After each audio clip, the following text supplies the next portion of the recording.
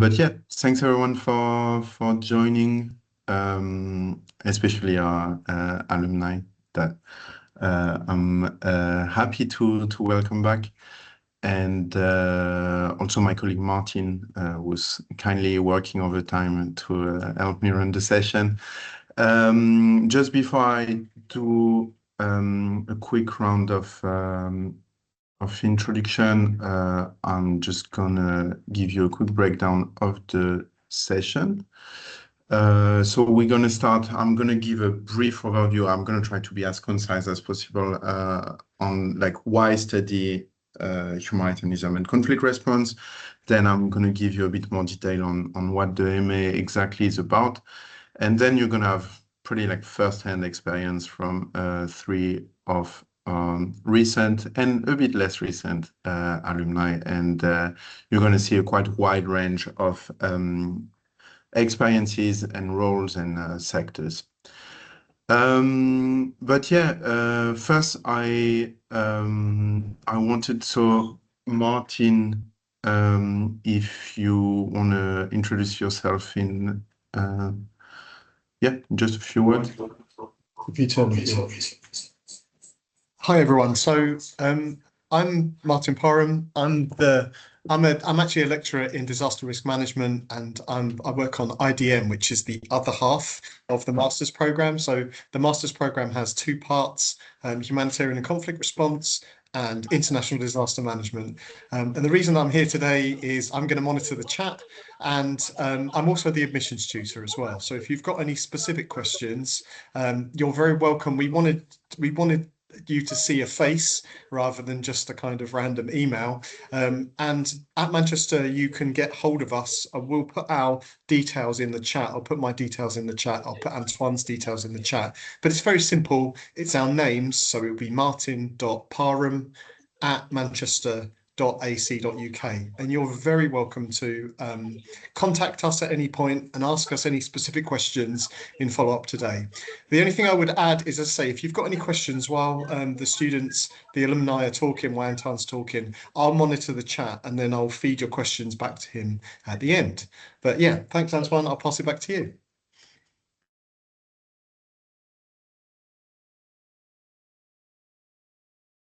Sorry. Yeah. Okay, just Martin, if you can switch off here. Sorry, we're in the same office, so the technicalities of sound are a bit more difficult to navigate.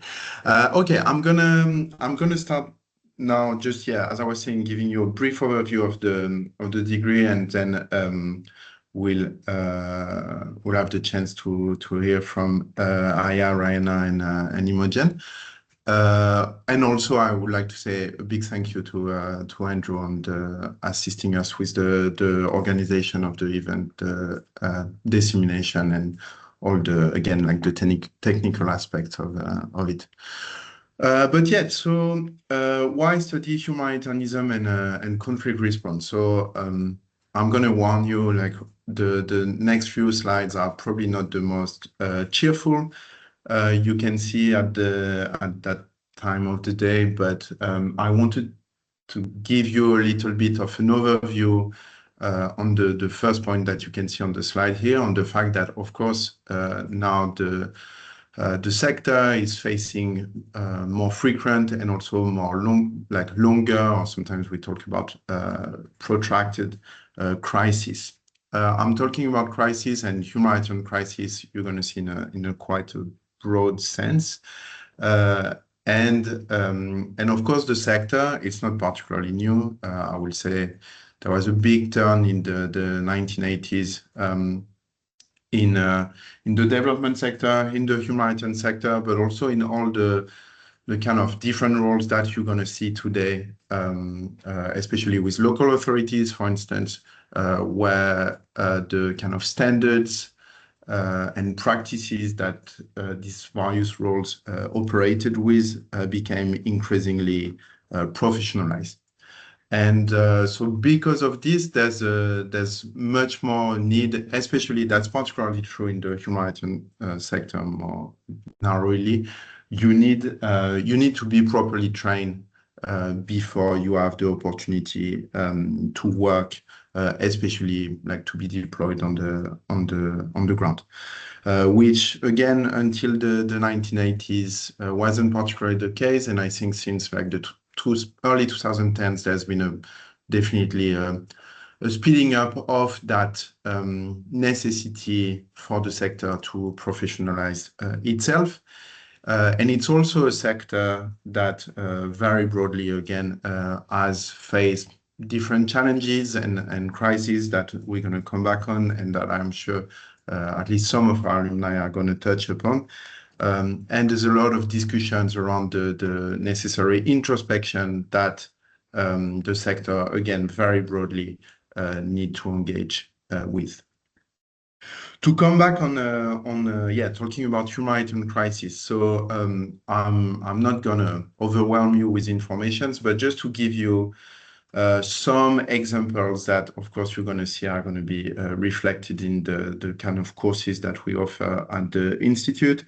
This is a map from ACLED, which is an independent think tank that monitor conflict very broadly. So we, of course, here often, especially in global North media, we talk a lot about Palestine, we'll talk a lot about Ukraine, Sudan, for instance, Syria, maybe less now, but Rayana might have a chance to tell us a little bit, still ongoing. But there's also many other contexts and countries and regions that are affected by violence more broadly. There's also the question of peacekeeping and peace building that is particularly important when we think about conflicts. So this is a map of the recently deployed and ongoing UN special missions. So some of them that you might have heard about, I think obviously the one in Lebanon has been at the forefront. I don't know if you heard, but just this afternoon they announced that a second French peacekeeper died from his injuries after the attack on Saturday. And again, peacekeeping for good reasons, but also sometimes for bad reasons because of its failure, has been at the forefront of global news. Maybe something a bit niche, even though I think in the context of Palestine in particular, it's been discussed quite a lot, but I wanted to show you that map, especially because it's also showcased a very important, the kind of research that we do at HCRI. So this is a map that is coming from the RIA project, so researching the impact of attacks on healthcare, which is an HCRI led in collaboration with other universities and NGOs, but led by HCRI. And this map here monitors a wide range of attacks on health systems and health workers. And what you can see here is when like facilities are being targeted, health workers are being killed, arrested, or kidnapped. This was particularly discussed, for instance, in the example in the context of Palestine, because, for instance, organizations like MSF lost more staff members than in any of the recent humanitarian crises, at least of the late 20th century and early 21st century. Another kind of number that I wanted to put forward, because I think it kind of very much illustrates again the urgency around all these different issues. So this is a report that, for instance, Rayana knows very well. It's the UNHCR Global Trend Report, a report that is being produced every 2 years globally by the UN, but of course UNHCR and different national offices are going to produce country-specific reports. But this report, we work a lot with it in our modules on migration and forced displacement. But the numbers you can see on your screen that are indeed unprecedented are the one from the end of 2024. And it is likely with, of course, the evolution of the situation, especially in Iran, but also of course, ongoing situation in Palestine, in Sudan, in Ukraine, that these numbers in 2026 are even going to be higher.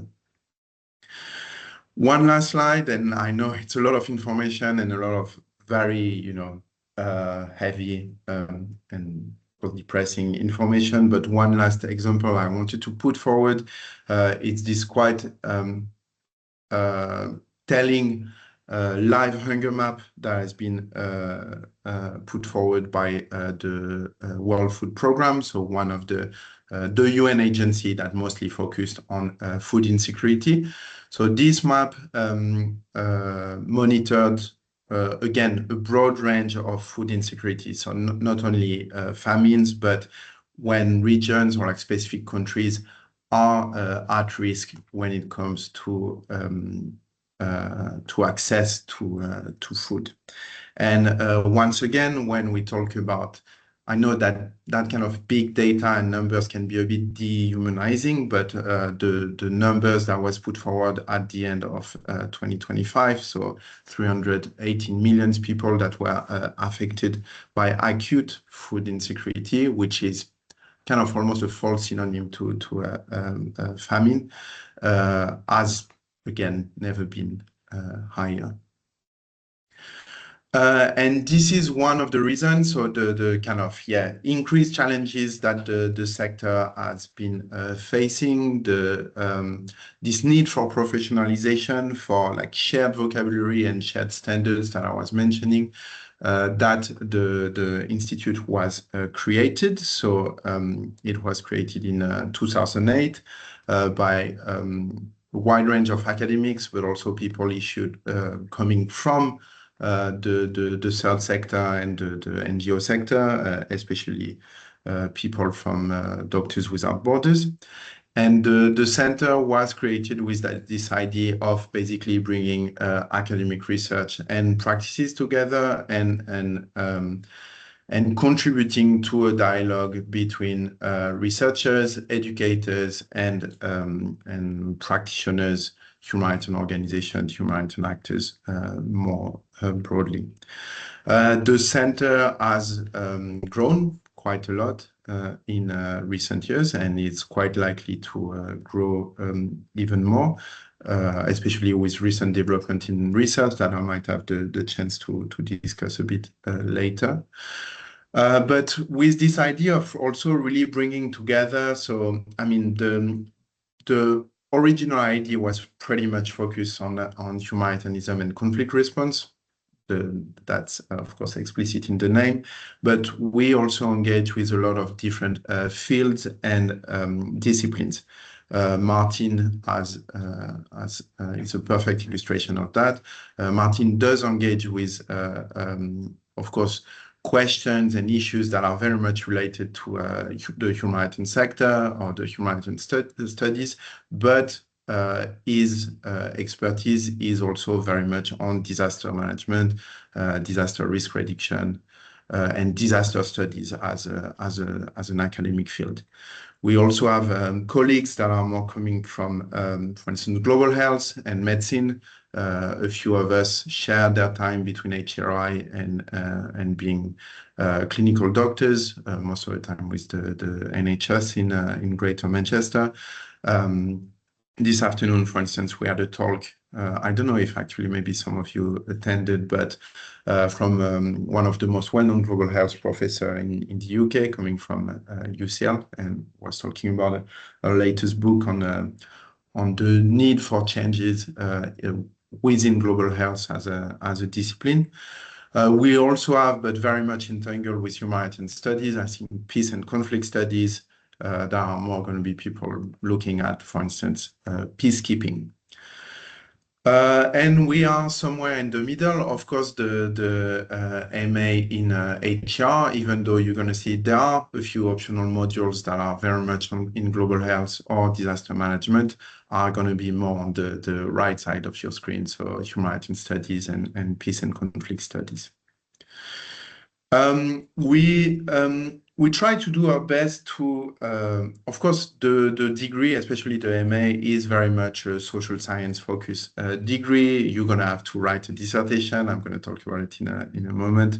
But more and more, we try to bring a very practical knowledge and much more applied disciplines in our degree, but definitely you're going to see all the research that is happening in the institute. We have a lot of collaboration again between academic researchers and practitioners. In terms of disciplines, so unsurprisingly, and I'm assuming if you've registered to that session, is that you already have a broad sense of what the program focuses on, but you have people like me who are trained historians. We are minority, so don't worry too much. But anthropologists, sociologists from politics, IR, geography, a wide range of geographers, much more diverse than the historians. And then, as I say, people with like clinical training background, especially in emergency medicine, epidemiology, nursing, and also different kind of disciplines that are definitely much more applied than, let's say, history, communication, peace studies, or education.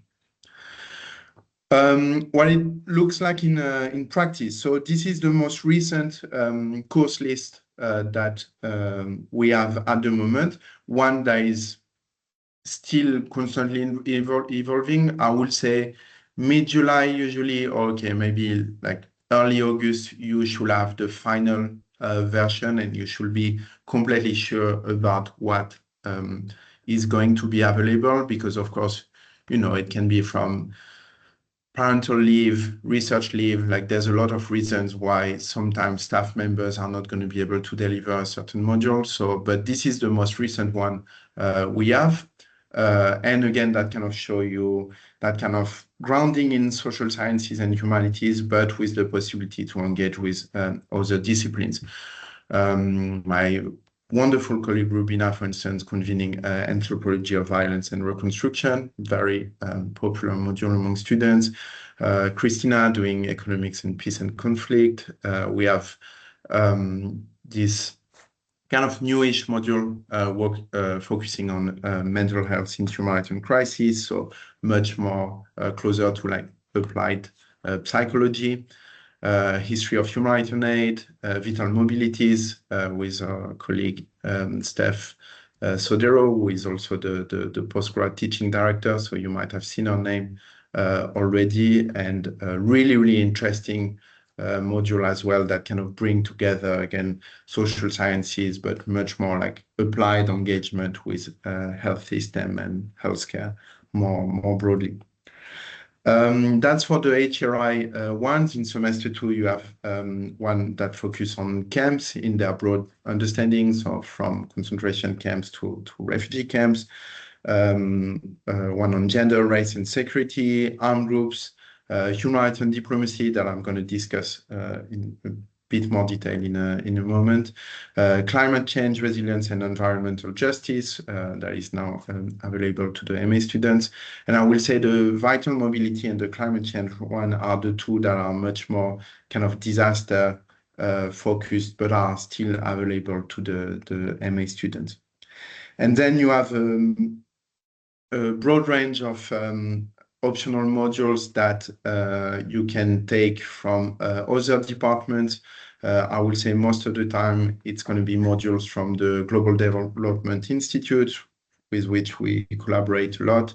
Then obviously the kind of classic politics, anthropology modules.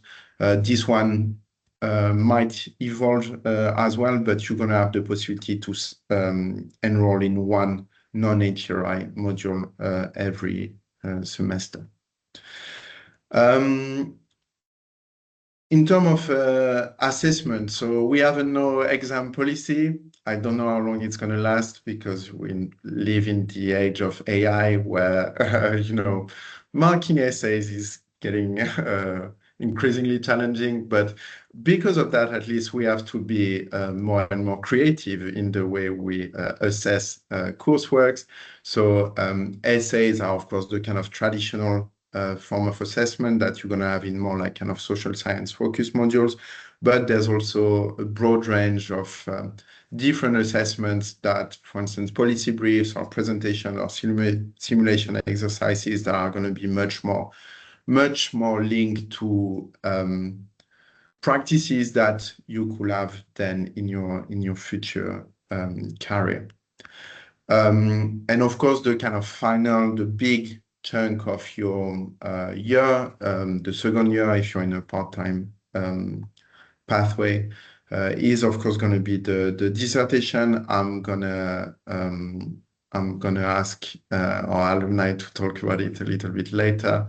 I'm familiar with two of their works because I had the chance to supervise them.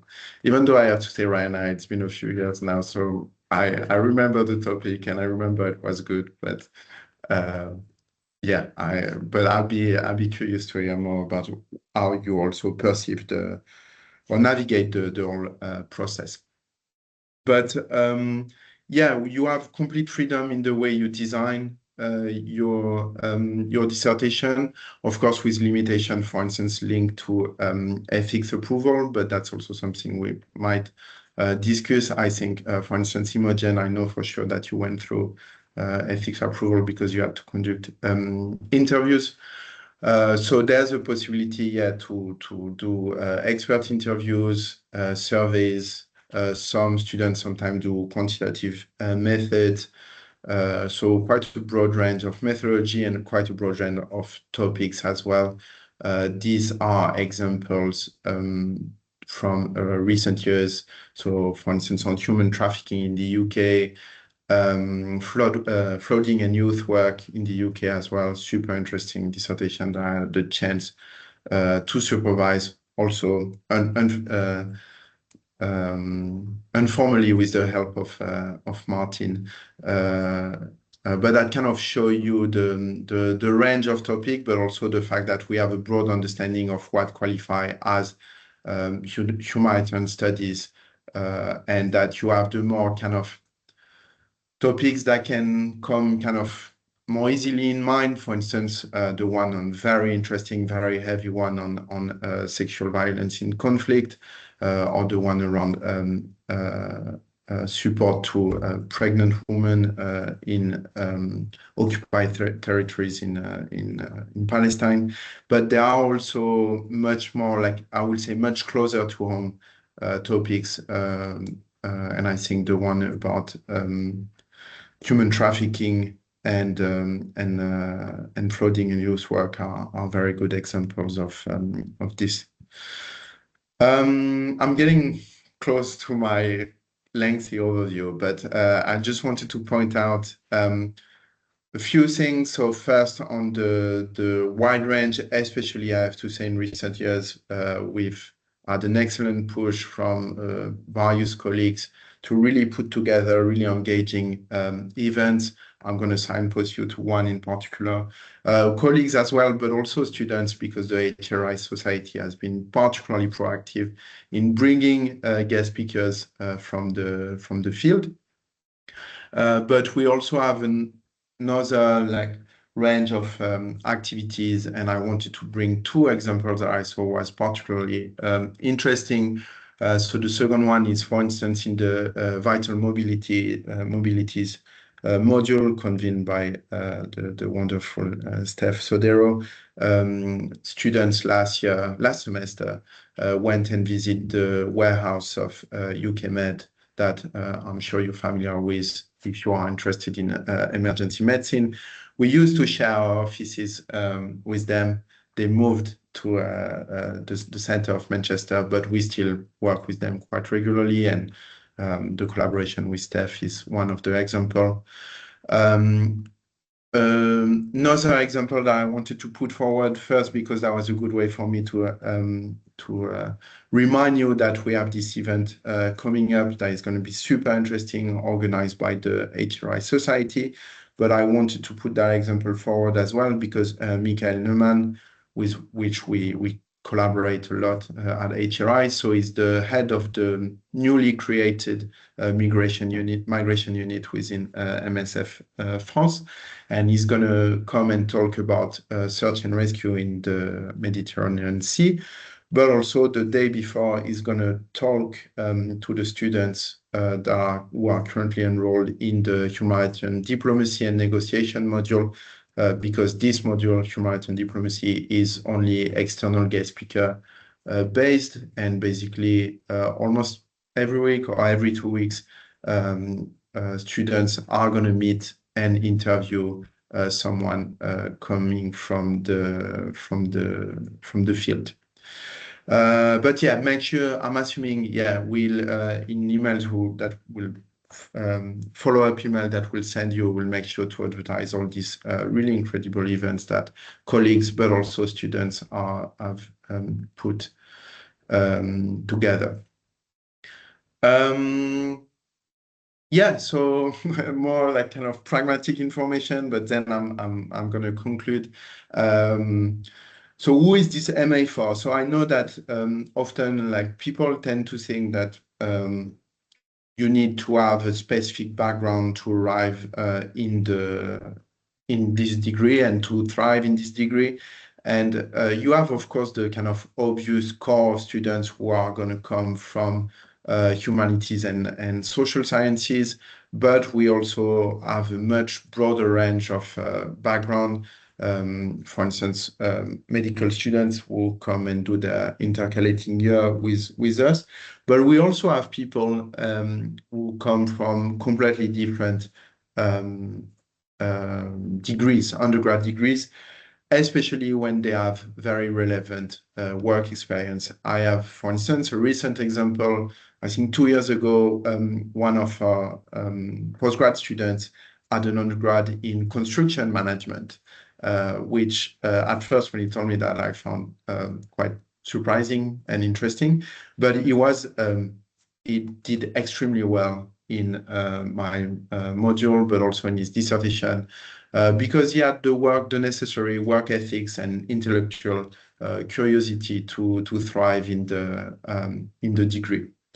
So broad range, and also if you're a bit unsure if your background actually fits with the requirement, the best is to message Martin or myself, and we can help you with that.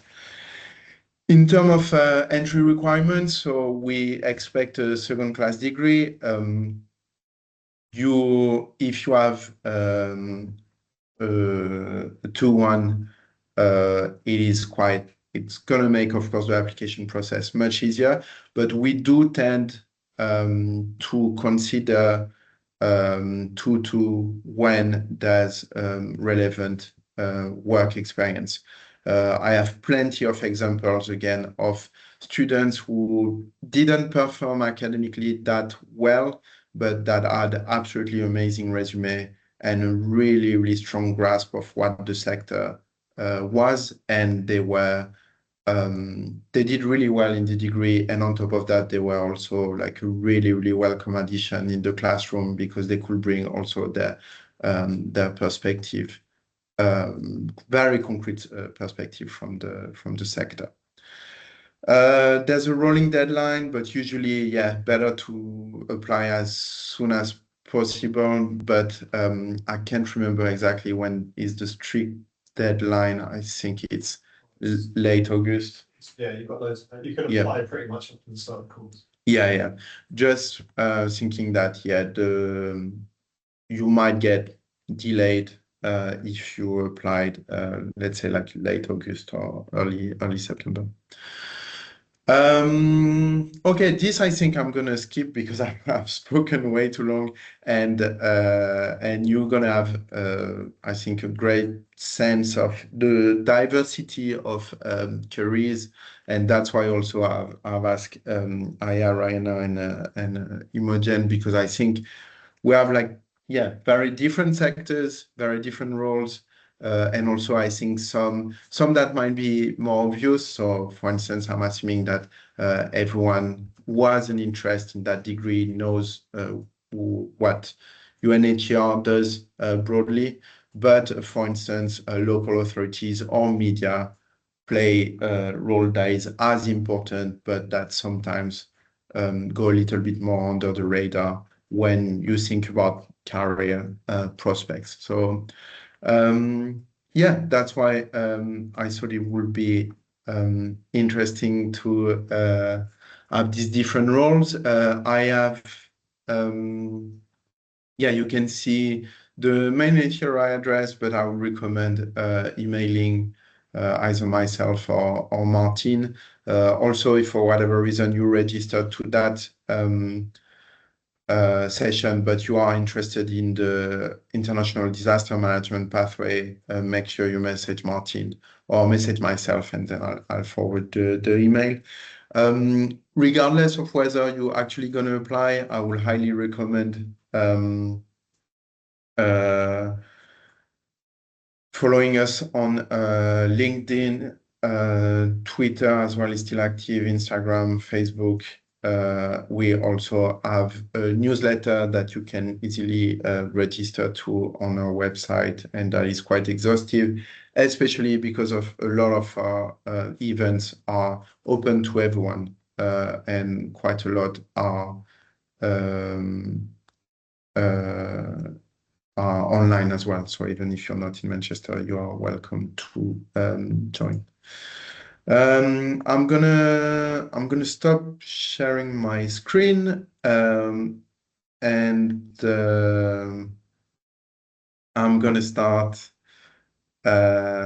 with Rayana, who is very kind to join us. I was saying earlier that I was making Martin work overtime, but it's even worse for Rayana, because Rayana, I think for you're 3 hours ahead of us, but very kindly joining us from Damascus. Rayana is a protection officer with UNHCR. The floor is yours for the next 5-6 minutes, but thanks again a lot for joining us. No, it's a pleasure, Antoine. Thank you very much for you and for Martin for this chance, and thank you for participants also for their time and for listening to our experience. So shall I any question, would like to ask any question? Should I provide a feedback or a background or something? You can start, the breakdown that I send over. So basically give a brief overview of your role and then talk about your experience in Manchester, focusing a little bit more on the MA, and then any kind of career advice you might want to share. So thanks to Antoine, who already introduced me. My name is Rayana. I'm a national officer working for the protection section in UNHCR country office. And my main role is overseeing the unit responsible for protection monitoring and protection analysis countrywide. And I'm working with a team of 20 people across the country in different governorates. And also part of my work is capacity building for government and partners. I started working for UNHCR in 2016. So I worked in field office, a bit remote field office, bordered with Iraq. And after that, because I have a civil engineering background, which is not relevant to my work, but I love the humanitarian field, I felt that there isn't a huge need to have an academic background to back me if I want to have an advanced career for my future.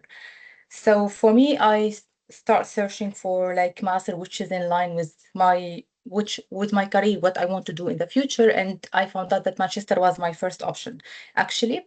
And I did my master's. I took a leave from UNHCR. I was back then in something called general category, which is more field work, going to camps. As I mentioned, it's remote area, border, etc. So I did the 1-year master in Manchester, which was also super good, because 1 year I could take a leave from my work to do the master and go back. While if it's also the length of the master helped me a lot, as someone like I was not early graduated. It was after like 4 years after my graduation. So it was 1 year. When I went back to my job, the same job after my leave, and within like almost a year, I was able to get a national officer in Damascus country office. And I think the master that I studied helped me a lot, because in the field you have to have the practical experience, but when you want to have national officer position, which is very like senior in UNHCR as a national position, and in country office you need to have all the writing skills, the critical thinking, because once you move to country office, you need to focus more on policy writing, on guidelines, on like providing presentation trainings. Also, like you are more in a leadership position where you have to handle a team of like 10 to 20. You have to oversee the field offices. So I think like having the master degree from Manchester helped me a lot in advancing my career, because first, when I applied for the position, being shortlisted, first, it's not an easy thing internally. So having the master gave me a push to be shortlisted for the position. And then when I did the interview, also like, of course, like when I have a master degree from the UK, from Manchester, and it's very like well ranked, it gave me more like points with regard to evaluation about the academic background. Although I did not have any bachelor degree related to humanitarian work. As I said, I'm a civil engineer, like back then, like, as a bachelor degree. When I did the written test and interview, of course, like also like the information you get from the course helped a lot when you want to answer, like the soft skills you get within this 1 year, the exposure to have interaction with international students, to see things from different perspectives. Because once you are involved, or once you are in your country, you see things based on your like culture, based on your experience. You are very focused within your context. But when you go out and like study such a master with that diverse lecturers and also students, you got more exposure to hear about different case studies within the class. You discuss different scenarios, you see things from different perspectives. As Antoine mentioned, one also of the thing that we used to have students from different backgrounds, which was very, very helpful, because when you listen to someone arguing a humanitarian example from X country, from a political point of view, it's different than when you listen to it from a person coming from a financial or management background. So that was super useful and helped me a lot actually to get the position. And later on, it helped me also to advance within my position. Like now, although like I don't have an official role as a reporting officer, but I am handling all reporting related thing for the protection. And when I say protection, it's all about like analysis. It's all about like very sensitive writing. I'm also involved in proposal writing for donors, which is not part of the same role where my colleagues is handling in different areas. And that was really like thankfully to Manchester, because the writing skills that I get and the critical thinking, the way that you analyze the information, will give you more privilege, and will give you more like a chance to handle senior tasks, which will also like later on advance you in your career. And about this point specifically, I'm international student from Syria, and here like it's not my native language, English. Even like writing skills, I did not have that much good writing skills, because the way that we write reports within the organization, within the humanitarian system, or like within our educational journey in Syria, it's totally different.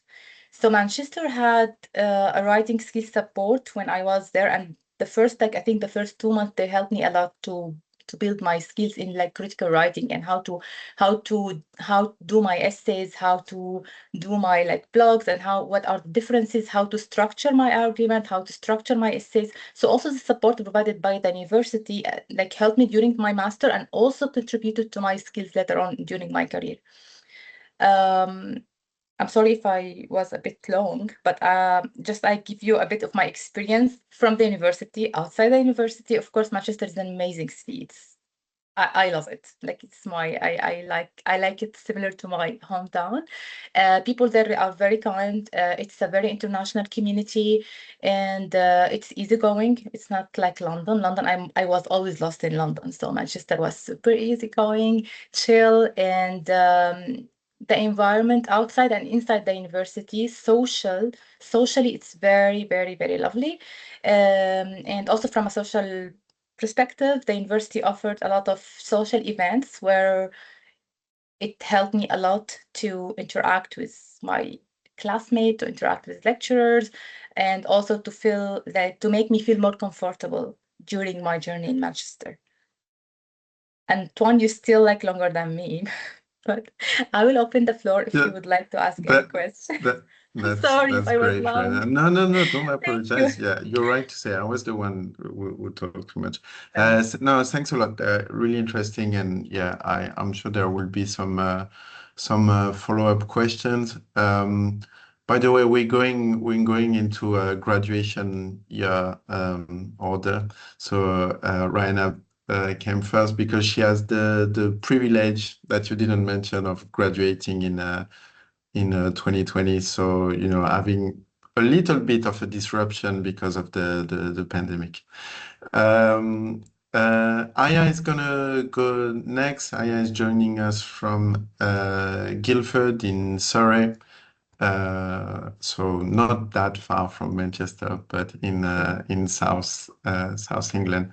Aija, thanks a lot for joining us. So Aija has an even more interesting background because she is a double HCRI graduate. She did her undergrad with us and then graduate from the MA in 2024. Aya, the floor is yours, and thanks a lot for joining us. Oh, thank you for inviting me, Antoine. Yeah, I ended up spending quite a few years with HCRI and also through pandemic, which was amazing. Half my undergrad was through pandemic. So yeah, I finished my master's in 2024, and then I started as emergency planning officer in Surrey and Sussex Police in January 2025. So if I just briefly explain what I do in my day-to-day role, so essentially as emergency planning officer, I review and create response plans. For example, recently I reviewed a CBI plan, so a chemical, biological, radiological, and nuclear response plan in case we have one of those incidents in Surrey or Sussex. And I've also recently reviewed a bomb threat plan. Together, so essentially I work in Surrey Police, but for myself, I essentially represent Surrey Police and Sussex Police in what's called LRF, Local Resilience Forum, which is a partnership that combines police, police, ambulance, fire, local councils, county councils, utilities, basically the whole circus. So together with them, we have some plans, and then together with them, we also do exercises, and I have the privilege to lead the Surrey LRF's annual exercise this year, which is going to be a CBI exercise. So I'm very getting into this whole CBI world this year. But yeah, we'll be hosting an exercise in 3 weeks to about 100 tactical commanders, which is going to be stressful but very exciting. And as sort of a second skill to my day-to-day role, I work as an LGBTQ liaison officer. So this is sort of a way to make my role even more meaningful for myself. So we essentially support victims of hate crime and attend these advisory meetings hosted by the community. And I also do lead the university outreach. So I have regular meetings with university reps in Surrey and to basically to understand what's going on at the unis and what sort of plan for events that we could support, or where we can essentially raise awareness on LGBTQ hate crime. yeah, how did I get to this point? Yeah, I did the undergrad at HCRI, took a year out to work, and then came back for the masters. I was also, I'm also from Finland, so essentially an international student, and I absolutely agree with Rayana that Manchester is a great place to be an international student, like not just HCRI, but Manchester as a city as well. It felt very welcoming, and it is so diverse that you just sort of fit in. And yeah, also in HCRI, there was so many other students who were from other countries, and I mean, yeah, quite a few of the lecturers as well are not from the UK, which as an international student, that felt also very important. I guess I would say overall my experience doing the masters was great. I mean, I would say, yeah, I had a lot more confidence in my masters than I did during my undergrad. And also, yeah, having HCRI being a relatively small institute is very nice that you get to know your lecturers, and essentially your lecturers also get to know you. So you always have those familiar faces when you go to visit the offices, and people do remember your face if you compare that to a bigger course or a bigger institute. And I guess Antoine already did cover some or the courses you do in each semester, so I thought I'd highlight a few that I did really like. One of them was the Economics, Peace and Conflict by Christina, and one of them was the Anthropology of Violence and Reconstruction that Rubina did, and that actually inspired me to do my dissertation as well, that course. Well, I do agree a lot with what Rayana said earlier in terms of the skills that you get from this master's, such as the critical thinking, writing skills. I also do need to go through large documents, lots of pages, lots of text. So you need to have that, yeah, those critical thinking skills and writing skills as well. So you are able to build plans that people can understand and can also use when there's an incident and they need to have a look at the task card and know what they're doing in that second. So I absolutely agree with that.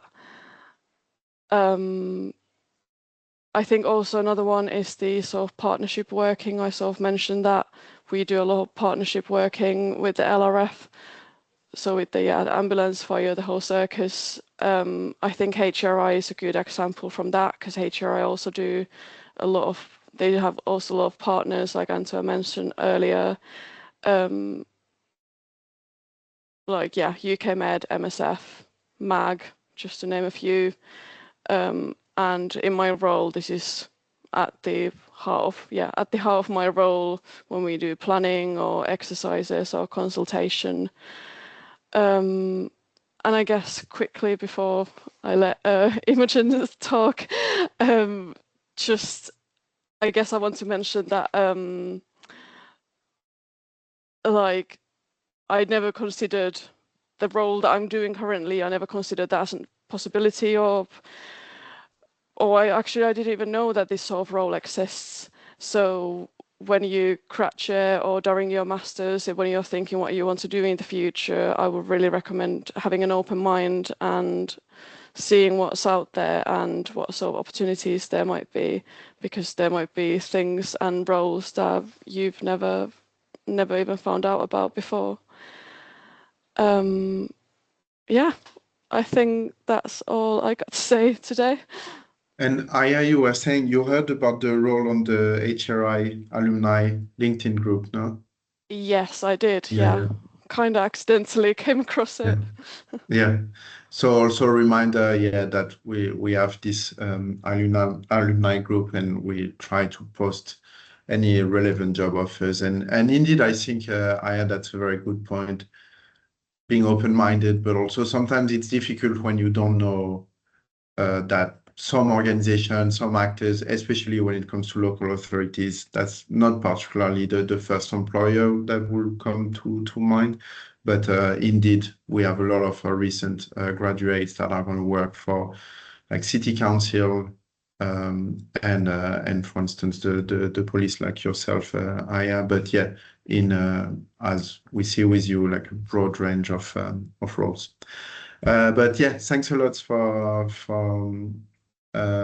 talking about your experience. And I cannot believe I talked so much, and now we have to rush through the most important part, which was, hearing from the three of us. So I apologize. But last but not least, the most recent graduate from the three, Imogen, so class of 2025. Hi everyone. So as Antoine just said, I was in the most recent cohort to graduate. And I went straight into my journalism apprenticeship with the BBC, based with BBC Breakfast TV, but you get to move around all over the place. It's a really great job. And just to put into perspective how helpful I think this master's was, I applied to the same apprenticeship the year before and didn't get on it, and then applied with my master's, spoke about it loads and loads and loads, and then got on. And whether or not you can say it was because of that or because I got lucky the second time, I'm not sure, but I think it really, really helped. But my background was I did my undergraduate also at Uni of Manchester in politics and history. But I really do think that you can come from a range of academic backgrounds and really thrive on this course. I think because it's a smaller course, I think that with my politics and history degree here, I think there were like 200 of us. And I think there was about 50, if I remember rightly, with my cohort. And you really meet people that care, because I think that you have to care to do this course. I think that, the picture that Antoine painted with the slides, I know you said it was bleak, but that's why it's so important to really learn about it and be critical. So I would say that you will meet people from a range of backgrounds. You can do geography, you can do anything. There were loads and loads of people that were doing medicine, and there are enough modules for you to really tailor it to you. And I think I knew I wanted to be a journalist while I was doing the course. So I tailored a lot of my essays to that, and that's something that you're able to do. I know that with a few of my modules, one of them we were learning about Operation Baby Lift, where America airlifted orphans out of Vietnam, and so I wrote about how the media's treatment of that. And there is a lot of opportunity to sort of write your own questions, not just with your dissertation, but really throughout all of the modules. So I mean, in terms of the actual place, I do want to stress that if you're from a small town or somewhere where you think, oh, there are no opportunities here, move into somewhere like Manchester is an absolute game changer. I think that I wouldn't be where I am now if I hadn't taken the leap and moved here. So in terms of the actual place that you'd be moving to, as the other said, it's great, but it really does feel like a place that's on the up. If you haven't been here, then you really do feel that. You feel that there's an energy here, that there is really stuff going on. So I would really recommend the city. And another thing, I think a lot of people, when I told them that I was doing the course, they said to me, oh, like, what even is that? Or they were like, oh, that's so niche, it sort of boxes you in. And I really think it's the opposite. You don't, I thought for a while, I wanted to be an aid worker, and I may well be one day, but you don't need to do that. Doing a course like this, the skills that you get, I mean, you write a lot of policy briefs, you don't just do essays. And that's one thing that I really liked about this module compared to my undergraduate degree, was you aren't just told, write 2,000 words about this. You're told, make a policy brief. There's this issue going on in the world. What would you do to fix it? And even now, when I'm pitching stories, it's the same format of why should people care about this? What impact will this have? So doing practical tasks like that, aside from just, the standard essay writing, which you do have to do all of that as well, of course. But I think doing tasks like that give you the transferable skills to succeed in whatever career you end up going into. What else did I want to say? Oh yeah, so I think that a lot of the time I'm the most junior person in the room at the BBC, but my team know that I've done this master's. So if we've got a story about an international conflict, they look to me and they'll ask for my opinion about that. And I think being quite early on in my career, that's really empowering. And I don't think that that's something that my undergraduate gave me. I think I felt that there were loads of people who had gone to uni, loads of people who had, picked something that they enjoyed and done it. But this master's really felt like it gave you that sort of power to go into a room and think, no, I really know my stuff about this.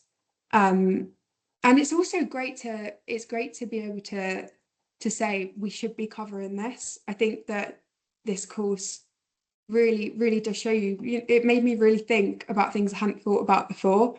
And some of it is hard to learn about because some of it's really hard hitting.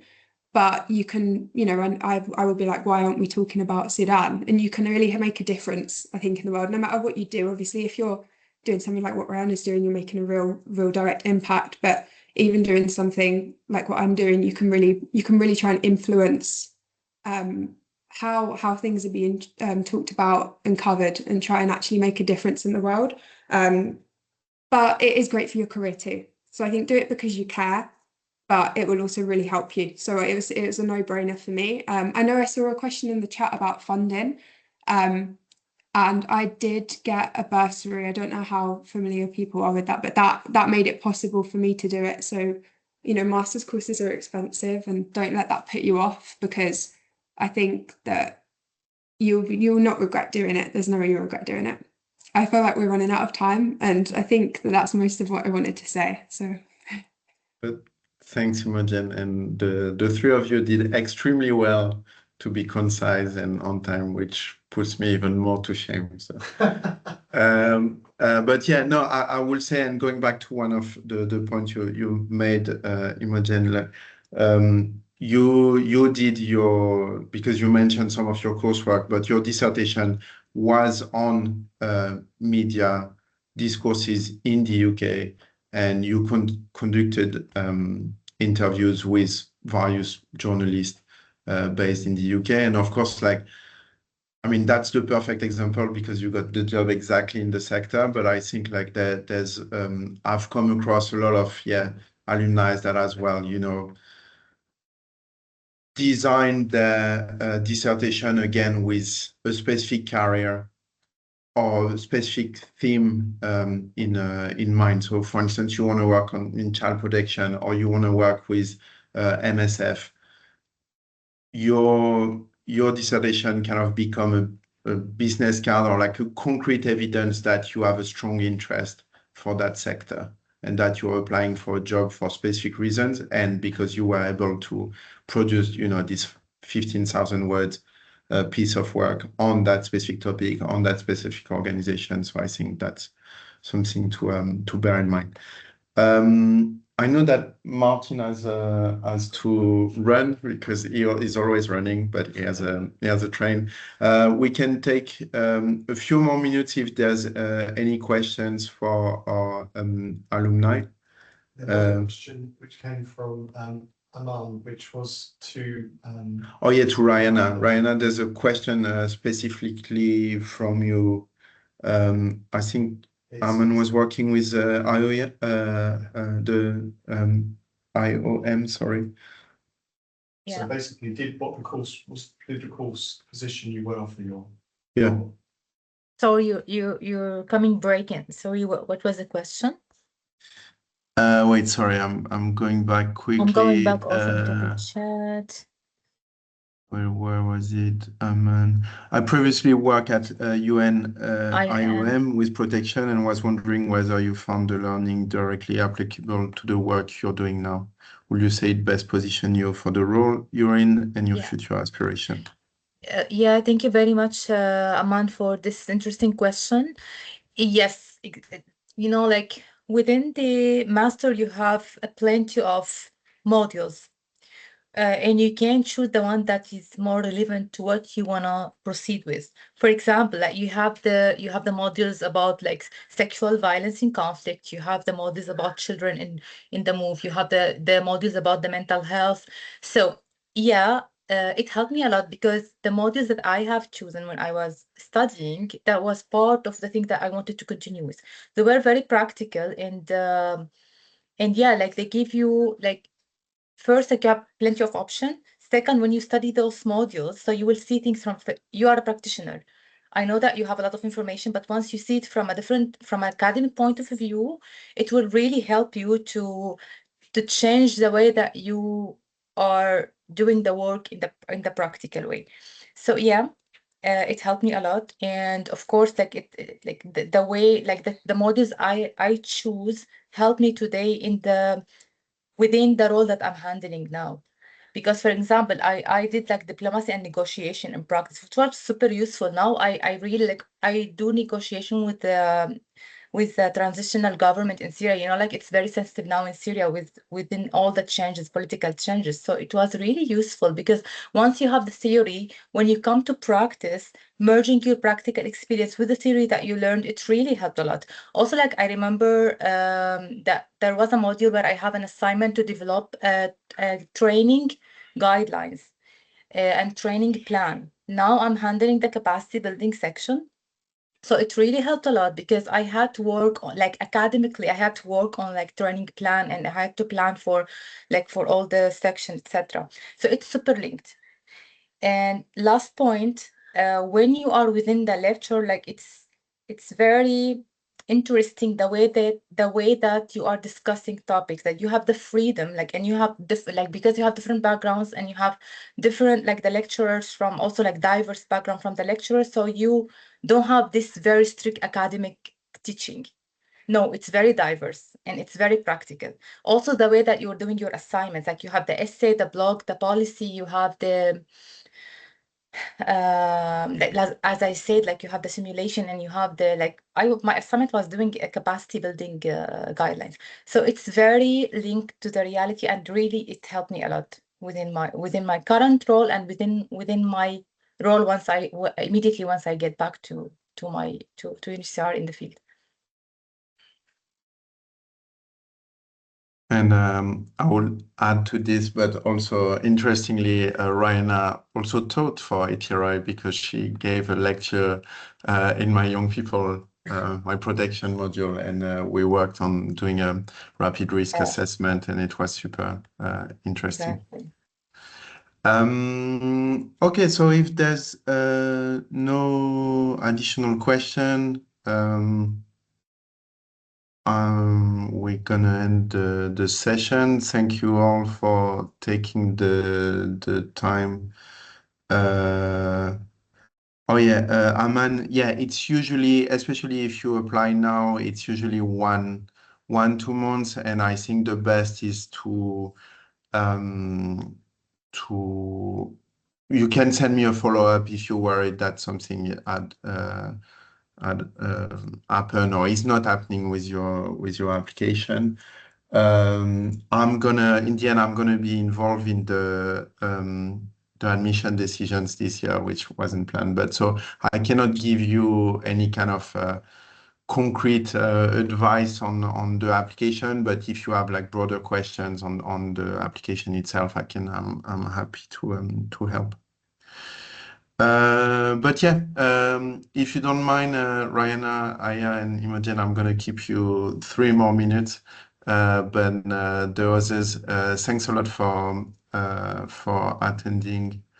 And yeah, maybe see you next year in HCRI. But again, I will insist on the fact that regardless of whether you apply, make sure to follow us on our various social media newsletter as well, because we're doing a lot of public-facing events, and obviously they're all free, and a lot of them are online. For instance, the excellent talk we had this afternoon on global health. So if you have an interest in the sector but end up not doing the master, do feel free to attend, of course. Thanks everyone. Have a good rest of the day or evening, and yeah, do not hesitate to get in touch with me or with Martin, and I usually reply relatively quickly. Thank you so much. Take care. Thank you. Bye-bye.